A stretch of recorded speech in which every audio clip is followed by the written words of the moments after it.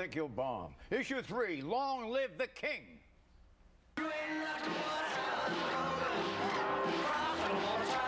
Some say he's still alive, but for most of us, it's been 30 years this week since the King has left the building. Elvis Presley, or the King as he was nicknamed, taught the world how to rock.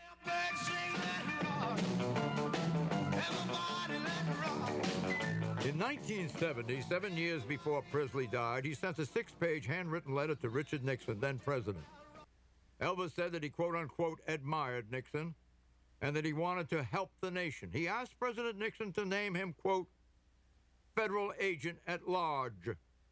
The drug culture, the hippie elements, the SDS, Black Panthers, etc., do not consider me as their enemy. I can and will do more good if I were made a federal agent at large.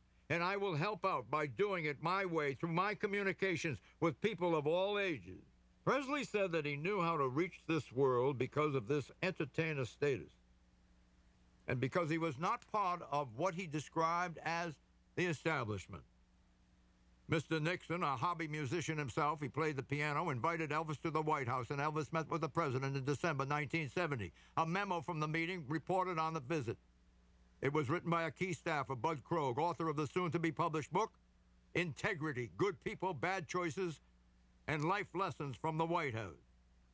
Presley kept repeating that he wanted to be helpful, that he wanted to restore some respect for the flag which was being lost. He mentioned that he was just a poor boy from Tennessee, who had gotten a lot from his country, which in some way he wanted to repay.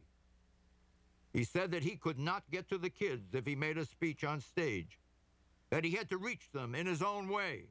So he asked Nixon to be a federal agent at large. This week, some tens of thousands attended a candlelight vigil in Memphis, saluting Elvis. Question, what explains Elvis's enduring appeal?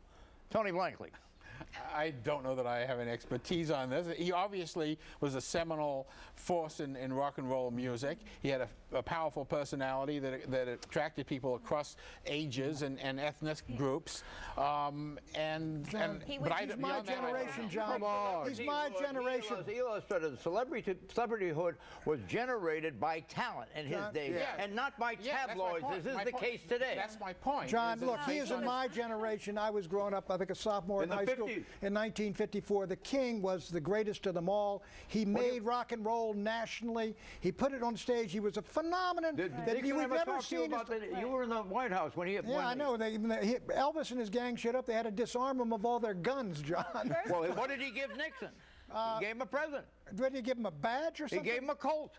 Maybe he sent it to him. He didn't bring it in the Oval Office. I think he did. I don't think they let him in with it. Well, look. I know he was talking to all the secretaries. He was a natural musical talent, but he was a white boy singing black music.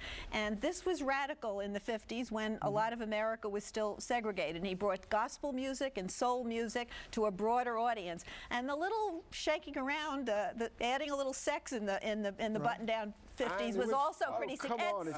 Excuse me, Ed Sullivan only showed him from the waist up. Elvis orchestrated the emotions of 2 or 3 generations. Yeah. Millions of people all around the world sort of went into despair with "Are You Lonesome Tonight?" Right. They fell in love to "Love Me Tender." I mean, there wasn't a backseat of any American car. Do you think that Elvis helped to ease Europe out of Eastern Europe out of the grip of the Soviets? Absolutely. I mean, the most attractive thing about America in the Cold War was the kind of soft power of rock and roll energy. Politicians don't give the image of America abroad. No, it's historical figures don't. It's to the masses. It's the popular figure. It's the popular culture of America, which is the this country's greatest weapon. He also proudly served in the U.S. military, and that was an important signal to sell. No, he was in Germany. 57, 58. But John, you're right. Rock and roll is seditious. It's seditious in the U.S. You mean it undercuts? It undercuts the authority. Yeah. That's one thing about rock and roll, and you're right. Rock and roll all over Europe had an impact on those regimes. You want to comment on Elvis's jealousy of the Beatles? Oh, well, I think that... He told Nixon they were anti-American. He was... How did well, he? They were because 57. Look, Elvis was a good, religious Southern American boy. And when John Lennon said that the Beatles were bigger than Jesus, he was outraged by that.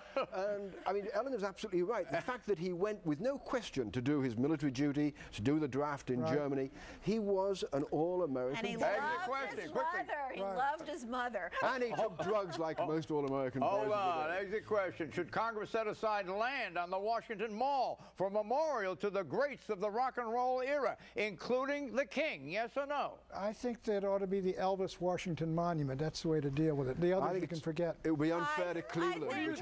Let Cleveland have its glory. They have the Rock and Roll Hall of Fame. That's sufficient. That's enough? Yeah. No, nothing on the wall, thank you. Why not a salute to the soft power of Elvis and his peers? And to the popular culture of America that goes back all the way through Gershwin and all the rest of it. You think there ought to be, this is a serious question. A museum? On the mall. A museum of culture? No, on the mall. But bring them all in. Bring in Gershwin. Bring in Duke Ellington. Yes, bring in Louis Why do we always have to have military figures or politicians? Do it in the Smithsonian. We'll be right back with predictions. There's plenty of room. The Smithsonian.